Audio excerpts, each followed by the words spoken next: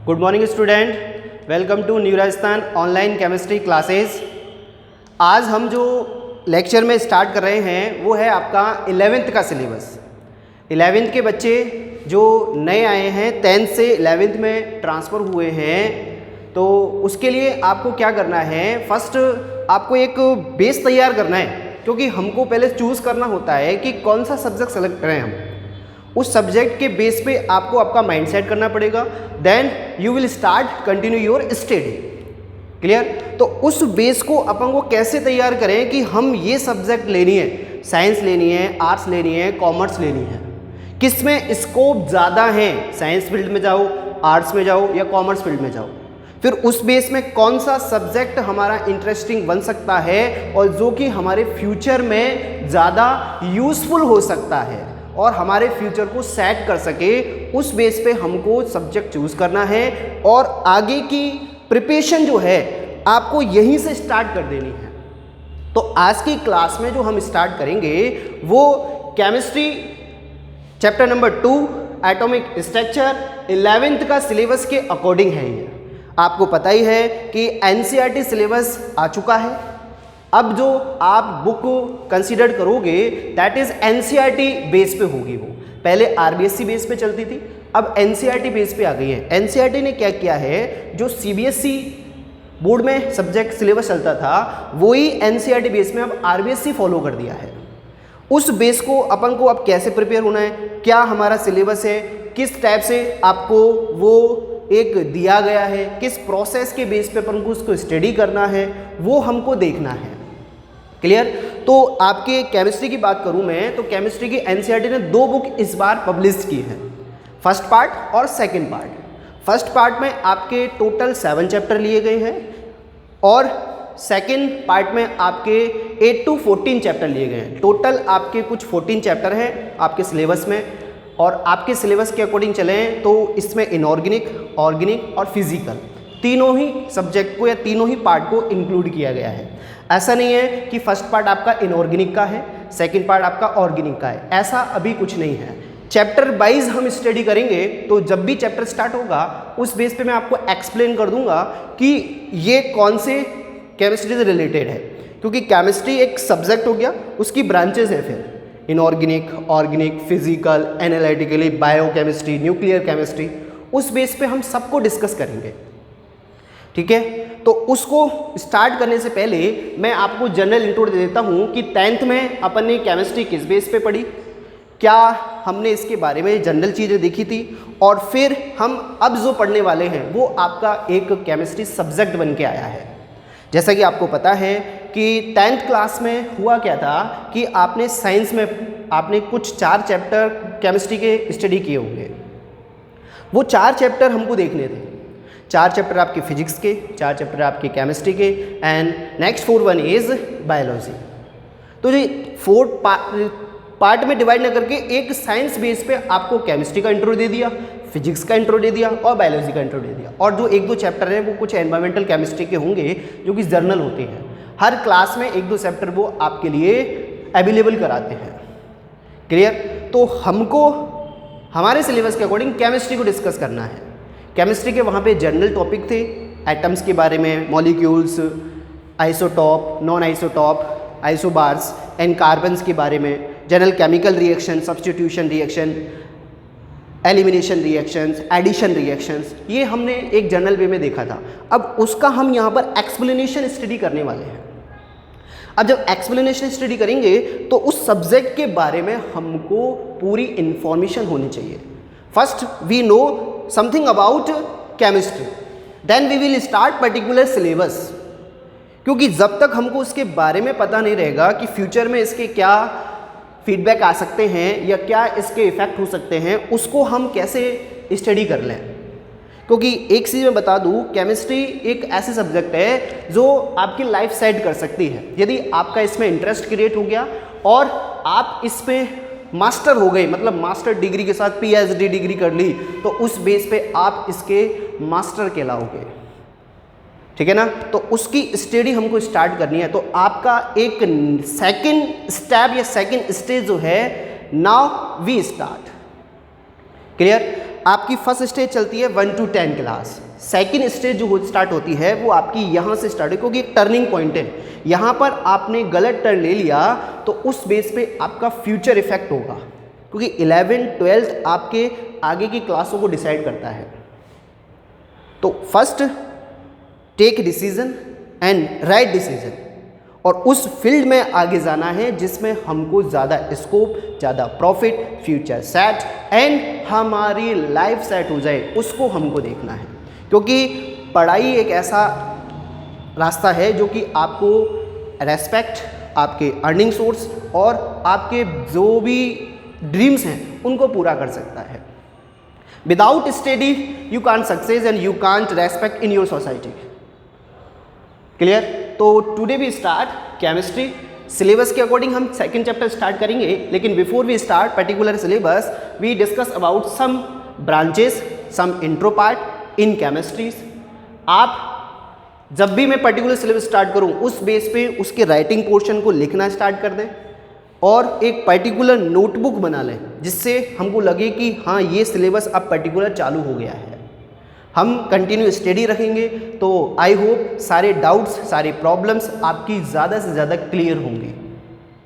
हम क्या करते हैं कि एक दिन पढ़ लेते हैं, फिर 2 दिन का गैप दे देते हैं, फिर एक दिन पढ़ लेते हैं, फिर 2 दिन का गैप दे देते हैं। तो उस बेस पे क्या होता है कि आपका माइंड काम तो करता है लेकिन कंटिन्यू मैनर में नहीं करता। फिर उसको क्या करना है, कंटिन्यू हैबिचुअल बनाना है आपको। हैबिचुअल जब उसको आदत बना दोगे तो आदत बनाने से होगा क्या कि वो आपसे बार बार मोटिवेट करेगा आपको कि चलो आपका टाइम हो गया, स्टडी स्टार्ट करते हैं। और स्टडी स्टार्ट करोगे तब आप कहे रहोगे, आपका कॉन्फिडेंस लेवल हाई लेवल में पहुंच जाएगा। तो केमिस्ट्री के बारे में जनरल इंट्रोडक्ट पार्ट में स्टार्ट करता हूं। What is the chemistry? ये पर्टिकुलर सिलेबस तो हम स्टार्ट करेंगे क्योंकि इनको तो हमको पढ़ना ही है। तो what is the chemistry? First we discuss what is the chemistry. Chemistry एक साइंस की ब्रांच है। In which branch we discuss chemical reactions, atomic structures and कुछ कह सकते हैं उसके प्रॉपर्टीज़ के बारे में, कुछ फिजिकल स्टेट, उसकी केमिकल प्रॉपर्टीज़ के बारे में जो भी डिस्कस करते हैं वो सब इसके अंदर आता है। That is called chemistry. Is it clear? And science, which branch of science then study chemical reaction, atomic structures, their properties and how to convert one compound to second compound and second compound to one compound. Reversible process, irreversible process सबकी studies जो करते हैं that is called chemistry. Clear? तो chemistry को हमको discuss करना है first. और केमिस्ट्री जब हमने देख ली तो केमिस्ट्री के ब्रांचेस भी आएंगी, केमिस्ट्री के बारे में भी इंट्रो मिलेगा, उस सब को हम एक एक से स्टेप बाय स्टेप लेते जाएंगे। क्लियर? तो केमिस्ट्री एक साइंस की ही ब्रांच है। आपने फिजिक्स पढ़ा था 10th में, आपने बायोलॉजी पढ़ा था, वो भी एक साइंस की ब्रांच है, लेकिन फिजिक्स को हम डिस्कस नहीं करेंगे। फिजिक्स में फिजिक्स के लेक्चर में डिस्कस करेंगे, बायोलॉजी के लेक्चर में डिस्कस करेंगे। सबको ही मैं इंक्लूड कर दूंगा। आप सोचोगे सर तो कौन सी सब्जेक्ट पढ़ाते हैं, केमिस्ट्री, फिजिक्स, बायोलॉजी? नहीं, we only discuss about chemistry. Is it clear? तो इसके अंदर हम केमिकल रिएक्शनों का स्टडी करते हैं, how to convert one reactant to product and product to reactant, preparation methods वगैरह, केमिकल प्रॉपर्टीज, एटॉमिक स्ट्रक्चर्स, जो भी इस एलिमेंट्स के बारे में इंफॉर्मेशन है वो सब कुछ गेन करना, that is called chemistry. Is it clear? इसकी कुछ इंपॉर्टेंट ब्रांच है, जैसे 5 पार्ट में मोस्टली इसको डिवाइड करते हैं अपन। First, I hope you know that inorganic chemistry,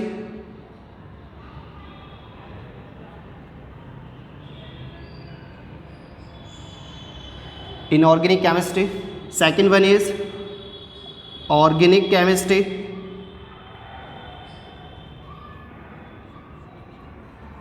Organic chemistry. Third one is physical chemistry.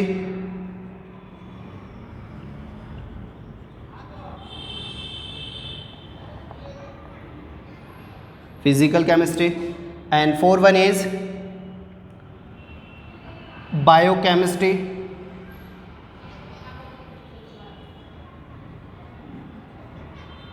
and last and final one is analytical chemistry.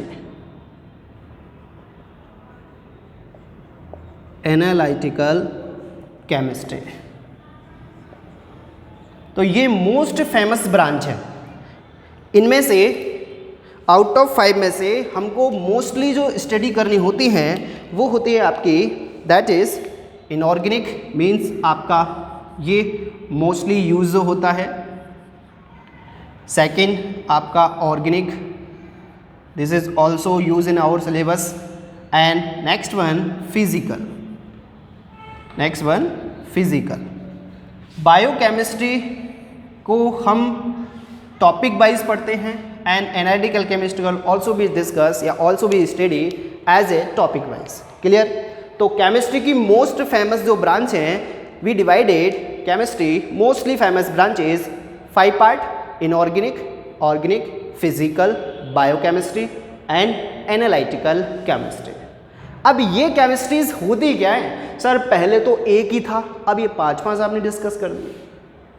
ये केमिस्ट्री जो है इन सबसे मिलकर ही बनी है। मानो मोस्टली जो सिलेबस आपको 11-12 बेस पे हम स्टडी करेंगे वो आपका इनऑर्गेनिक, ऑर्गेनिक और फिजिकल का होता है।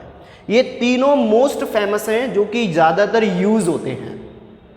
वो भी यूज़ होते हैं लेकिन वो टॉपिक वाइज यूज़ होते हैं, ये चैप्टर वाइज यूज़ होते हैं। इनके किसी में 5 चैप्टर हैं, किसी में 2 चैप्टर हैं, किसी के 8 चैप्टर हैं, तो वो अपन डिस्कस करेंगे।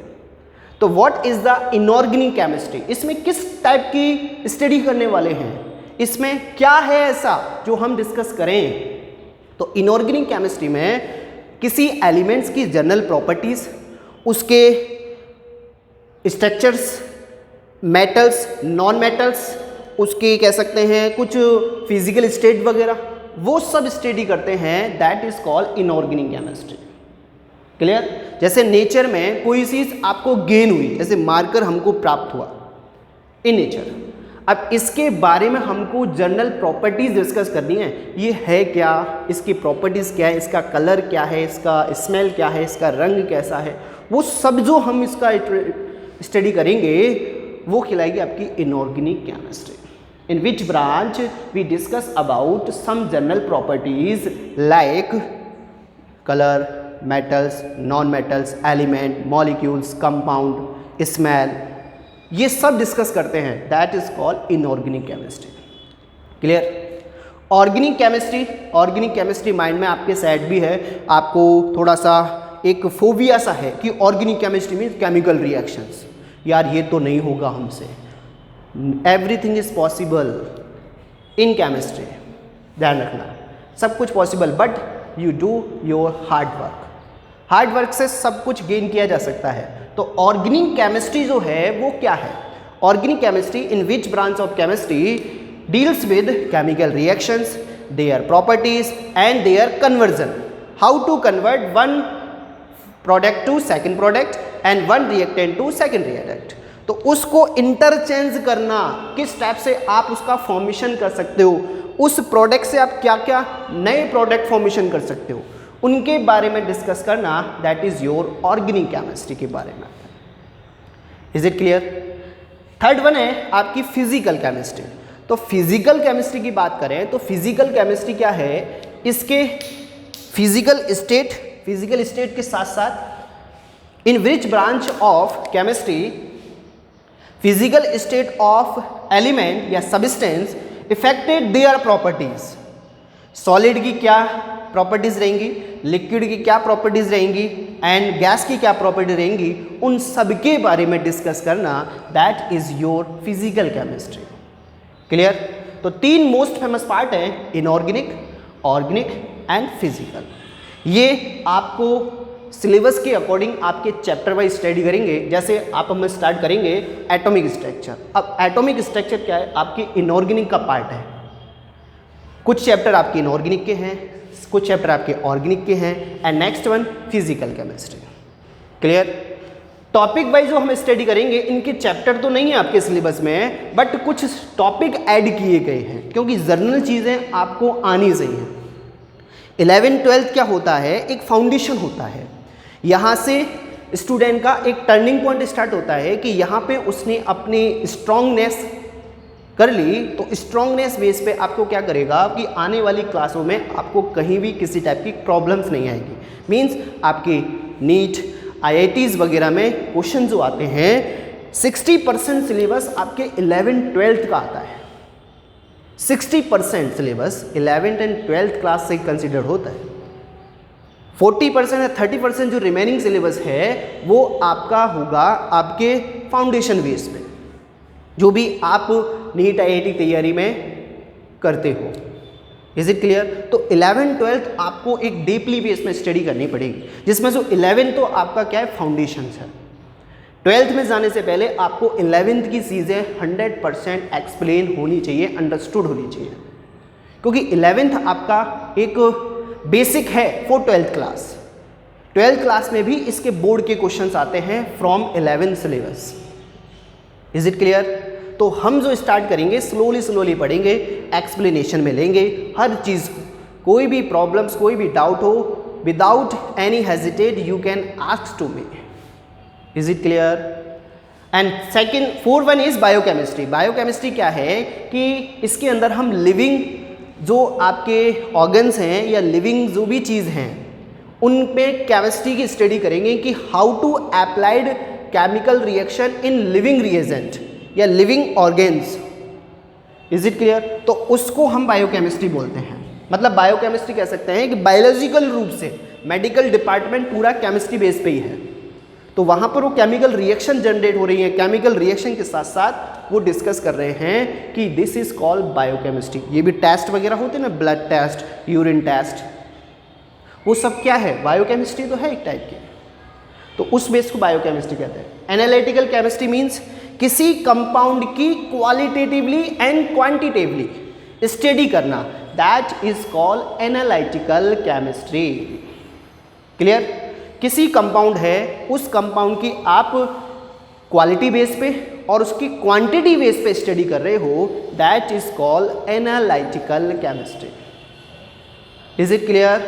Complete 5 branch: inorganic, organic, physical, biochemistry and analytical chemistry. इस बेस पे जैसे मैं एनालिटिकल बताऊं, ये मार्कर हमने एज्यूम करो, इस मार्कर के कितनी क्वांटिटी है, क्या क्वालिटी है, इसके बारे में फुल डिटेल एक्सप्लेन करना, फुल डिटेल समझना, वो सब एनालिटिकल केमिस्ट्री में आता है। कितना इसके अंदर अमाउंट प्रेजेंट है ईच सब्सटेंस का या ईच एलिमेंट्स का, that is called your analytical chemistry.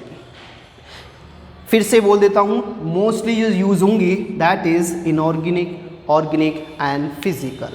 ये टॉपिक वाइज डिस्कस करेंगे हम, मत ये हम डिस्कस करेंगे as a chapter wise.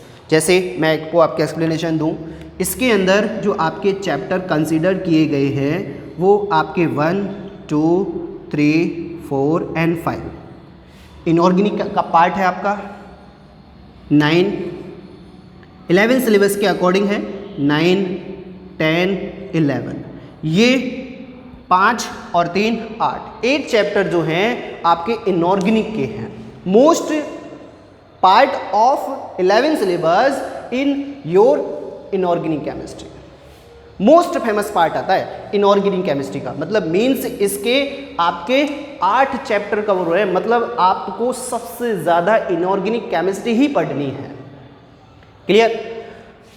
Next organic chemistry के जो चैप्टर आपके लिए आए हैं वो हैं आपके chapter number 12 and chapter number 13, hydrocarbon and organic chemistry के बारे में, या GOC कह सकते हैं, जनरल ऑर्गेनिक केमिस्ट्री। वो हमको चैप्टर डिस्कस करने हैं, चैप्टर नंबर 12 एंड 13 इस ऑर्गेनिक केमिस्ट्री बेस पे। Is it clear? Physical chemistry base पे हमको चैप्टर स्टडी करने हैं, that is chapter number 6 and chapter number 7, equilibrium and thermodynamics. ये चैप्टर हमको स्टडी करने हैं अकॉर्डिंग टू न्यू सिलेबस। जो NCERT का सिलेबस है उस सिलेबस के अकॉर्डिंग हमको ये चैप्टर की स्टडी करनी है। इनऑर्गेनिक पार्ट में इनकी चैप्टर की स्टडी करेंगे, ऑर्गेनिक पार्ट में this chapters, and physical part में 6 and 7 we will discuss in further classes. Is it clear? Lecture first में हमने इंट्रो पार्ट कंसीडर किया है। हम स्टार्ट कर रहे हैं इनऑर्गेनिक केमिस्ट्री। इनऑर्गेनिक केमिस्ट्री में सेकंड चैप्टर हमने यूज़ किया है, वो है आपका atomic structure. Atomic structure base में एटॉम के बारे में जर्नल इंट्रो पार्ट, इसके बारे में कैसे डिस्कवरी हुई, इलेक्ट्रॉन, प्रोटॉन, न्यूट्रॉन कहाँ से आए, how to discover by different scientist, electrons की किसने डिस्कवरी की, प्रोटॉन्स की, न्यूट्रॉन्स की। आपके 9th लेवल में भी था, लेकिन वो एक छोटा लेवल था, एक बेसिक था, लेकिन यहाँ आप उसको ही एक्सपेंडेड कर दिया गया है। और एक्सपेंड करने से हम कह सकते हैं कि हम उसकी अब फुल डिटेल के साथ स्टडी करेंगे। बायोकेमिस्ट्री और एनालिटिकल केमिस्ट्री करके छोटे छोटे टॉपिक ही इन चैप्टरों में हैं, तो वो जब टॉपिक आएंगे तो हम आपको डिस्कस कर देंगे। चैप्टर नंबर 14 जो है, रिमेनिंग पार्ट जो है वो आपका एनवायरमेंटल केमिस्ट्री का है। Air pollution, water pollution, soil pollutions, noise pollutions, ये एक एनवायरमेंटल केमिस्ट्री को आपको इंट्रोड्यूस किया गया है in your 11th class chemistry syllabus. Is it clear? तो ये आप एक चार्ट फॉर्मेशन कर लें, जिससे आपको एक गाइडलाइंस प्रिपेयर हो जाए कि हमको ये स्टडी करनी है। देख लो एक बार।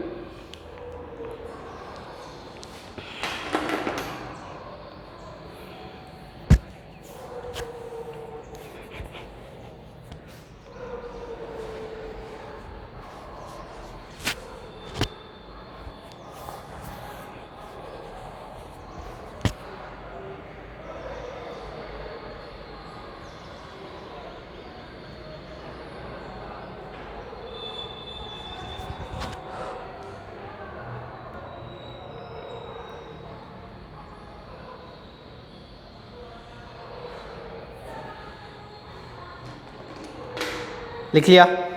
कंप्लीट। तो now we start inorganic chemistry chapter number 2 atomic structure, atom. तो how to explain atom term and how to discover atom in substance in matters. किसी भी सब्सटेंस में ये एटम प्रेजेंट है, उसको हम डिस्कस करेंगे। Is it clear? तो what is the atom? Atomic structure को हम डिस्कस करेंगे, लेकिन before we start atomic structure, firstly इस लेक्चर में अपने एक इंट्रो पार्ट को डिस्कस किया है। तो इंट्रो पार्ट अपने डिस्कस किया है, तो आप क्या करें, अपनी एक रफ कॉपी प्रिपेयर कर लें। उस रफ कॉपी में क्या करें, एक टॉपिक वाइज स्टार्ट कर दें। जैसे इंट्रो पार्ट लिया है तो आपके 1-2 पेज ज़रूर थोड़े ख़राब होंगे, तो इंट्रो पार्ट को भी आपको वहाँ पे राइट डाउन करना है। नेक्स्ट लेक्चर में जब हम एटॉमिक स्ट्रक्चर बेस पे पर्टिकुलर सिलेबस स्टार्ट करेंगे, तो कंटिन्यू मैनर में आपकी स्टडी स्टार्ट कर दें आप, जिससे आपके ज़्यादा से ज़्यादा डाउट क्लियर हो सके और ज़्यादा से ज़्यादा आपको समझ में आ सके। क्योंकि जब आप हमारे साथ चलोगे कंटिन्यू मैनर में कि सर ने आज लेक्चर में एटम स्टडी किया है, एटम एक्सप्लेन किया है, तो आप उसके प्रॉपर नोट्स फॉर्मेशन करें। जो भी रिक्वायरमेंट चीज़ है, rough copy, fair copies and आपकी नोटबुक, वो आप परचेज कर लें मार्केट से। और आज से ही ये मानो कि अब 11th क्लास में पहुंच गए हम, तो आज से ही आपको अपनी स्टडी स्टार्ट कर देनी है, एनी हाउ कंडीशन। क्योंकि जब आप कंटिन्यू रहोगे तो आप एक कॉन्फिडेंस लेवल पे रहोगे, मीन्स कहीं भी आप बैक नहीं जाओगे। कोरोना ये तो चलता रहेगा, तो आप एटॉमिक स्ट्रक्चर के नोट्स फॉर्मेशन करें। तो उस बेस पे क्या करना है, आपको पहले रफ कॉपी में फॉर्मेशन करना है, फिर अच्छी अच्छी राइटिंग में बाकायदा 2 पेन यूज़ करते हुए, black pen and blue pen, heading mention करते हुए एक पर्टिकुलर फेयर कॉपी बनाएं केमिस्ट्री की, और उसकी एक पर्टिकुलर फॉर्मेशन बेस पे सिलेबस तैयार करें। जो भी मैं नोट्स आपको प्रिपेयर करा रहा हूँ बोर्ड पे, वो आपको अवेलेबल होंगे, और साथ साथ आपको जो भी नोट्स आपको मिलेंगे वो सब आपको मिलते रहेंगे as a group, as a comment box base पे। तो thank you very much for your online chemistry classes. Next lecture में हम स्टार्ट कर रहे हैं एटॉमिक स्ट्रक्चर, इनऑर्गेनिक केमिस्ट्री का पार्ट है। तो रेडी हो जाओ, ये मतलब तो रेडी हो जाओगे तो आप तैयार हो किसी भी जंग के लिए। तो थैंक यू वेरी मच।